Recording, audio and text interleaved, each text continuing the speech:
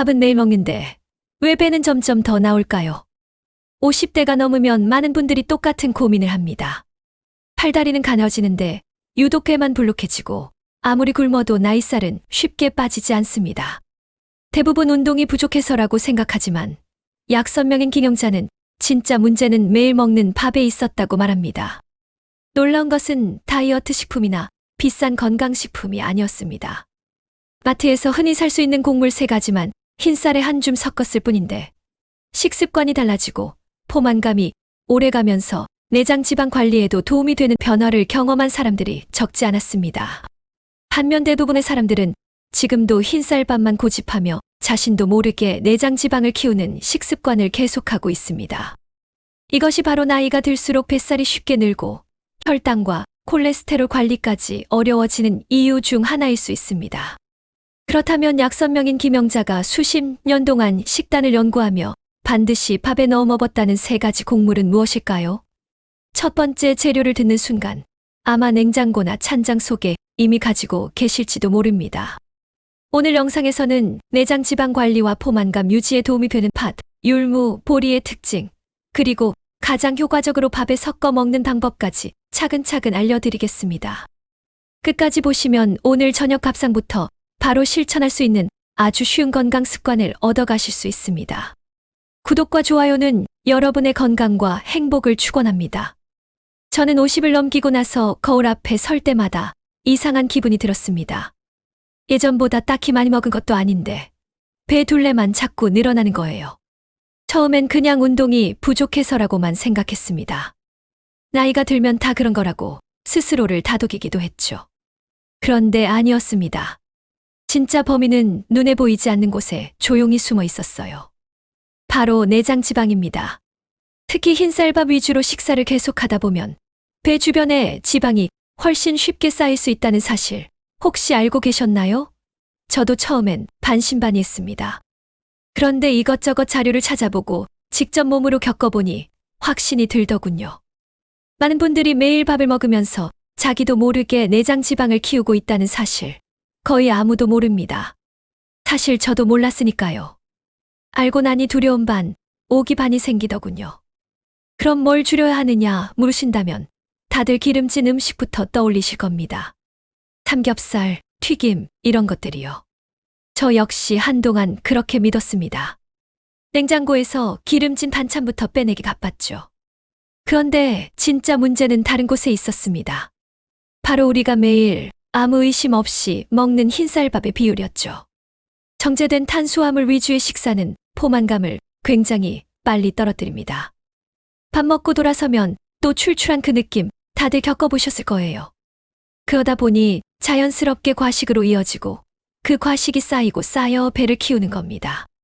저는 이 사실을 알고 나서 정말 허탈했습니다.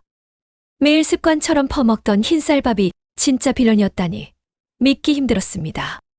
우리 식탁에서 가장 익숙하고 가장 당연하게 여겨지던 그 음식이 오히려 배를 키우고 있었던 것입니다. 저는 지금까지 수십 년 동안 약선 식단을 연구해왔습니다. 그 시간 동안 참 많은 분들의 식습관을 들여다볼 기회가 있었죠. 그런데 신기하게도 살이 잘 안 빠지는 분들에게는 공통점이 하나 있었습니다. 반찬만 이것저것 바꾸고 정작 밥은 그대로 두는 거예요. 저 역시 처음엔 반찬부터 손을 댔습니다.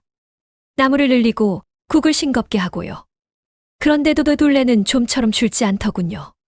답답한 마음에 몇 년간 이런저런 시도를 반복했습니다. 어느 순간 저는 깨달았습니다. 진짜 먼저 바꿔야 할 건 반찬이 아니라 매일 먹는 밥 그 자체였다는 것을요. 그날 이후로 저는 밥 짓는 방식부터 완전히 다시 들여다보기 시작했습니다.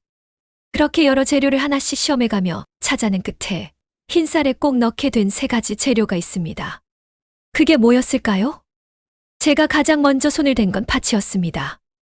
어릴 때 할머니가 동짓날마다 끓여주시던 그 붉은 팥이요. 그런데 알고 보니 팥은 단순한 명절 음식이 아니었습니다. 식이섬유와 칼륨이 풍부해서 포만감을 오래 유지시켜주고 붓기 관리에도 도움이 될 수 있는 곡물이었죠. 실제로 옛 문헌에서도 팥, 즉 적소두는 몸속 불필요한 수분을 밖으로 내보내고 부종을 다스리는 데 쓰였다고 기록되어 있습니다. 저는 흰쌀에 팥을 한 줌만 소량으로 섞어 밥을 지어봤습니다. 물에 미리 살짝 굴려두면 밥이 훨씬 부드럽게 됩니다. 손끝에 닿는 팥의 단단한 질감마저 새삼스럽게 느껴지더군요. 처음엔 큰 기대를 안 했는데 신기하게도 반찬을 굳이 줄이지 않았는데도 먼저 달라진 게 있었습니다. 바로 속이 편안해지고 붓기가 눈에 띄게 가라앉는 느낌이었습니다. 두 번째로 제가 주목한 건 율무였습니다. 그런데 이 이야기를 하기 전에 제 소개를 좀 드려야 할 것 같습니다. 저는 김영자입니다. 60의 나이지만 지금도 저는 매일 부엌에 섭니다. 5성급 호텔 주방에서 40년 가까이 메인 셰프로 일했고 지금은 작은 식당의 오너 셰프로 일하고 있죠. 그런데 저는 요리 실력만으로는 부족하다고 느꼈습니다. 그래서 원광디지털대학교 한방건강학과에 편입해 약선이류를 정식으로 공부했습니다. 그 과정에서 동의보감과 본초 과목을 붙들고 밤새 읽었던 기억이 아직도 생생합니다. 지도해 주신 교수님은 늘 문헌에 근거 없는 이야기는 절대 함부로 말하지 말라고 당부하셨죠. 동의보감에는 율무, 즉 의인이 몸속 습한 기운을 부드럽게 다스린다고 기록되어 있었고 부종이 있을 때 다스리는 약재로도 쓰였다고 나와 있었습니다. 그렇게 공부하며 약선요리 지도사 자격증을 땄고 약선요리 명인으로도 선정되었습니다. 지금도 대학 동기들과 정기적으로 모여 건강한 밥상을 함께 연구하고 개발하고 있죠. 율무는 식이섬유가 풍부해서 식후 혈당이 급격히 오르는 것을 완만하게 해주는데 도움이 될 수 있습니다. 다만 임신 중이신 분들은 반드시 전문가와 상담 후 드셔야 한다는 점, 이건 꼭 말씀드리고 싶습니다.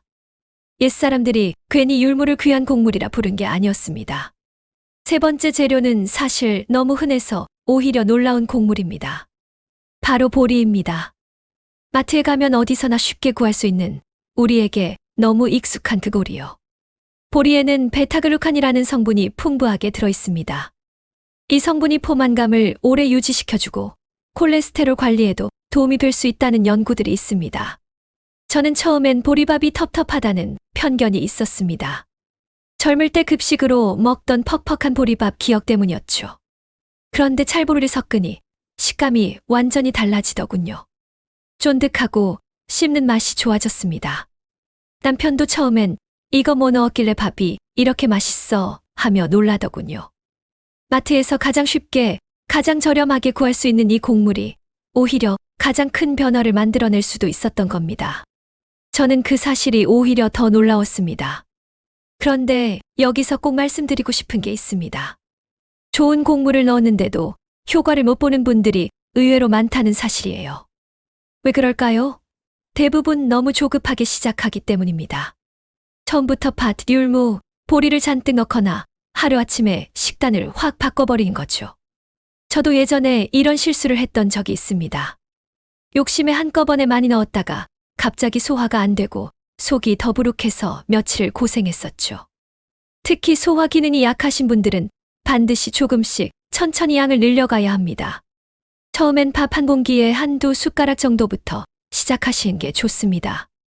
몸이 익숙해지면 그때 조금씩 늘려가시면 됩니다.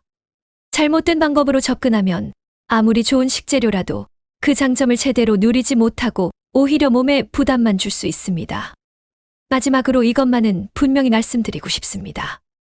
내장 지방은 어느 한 가지 음식만으로 사라지지 않습니다.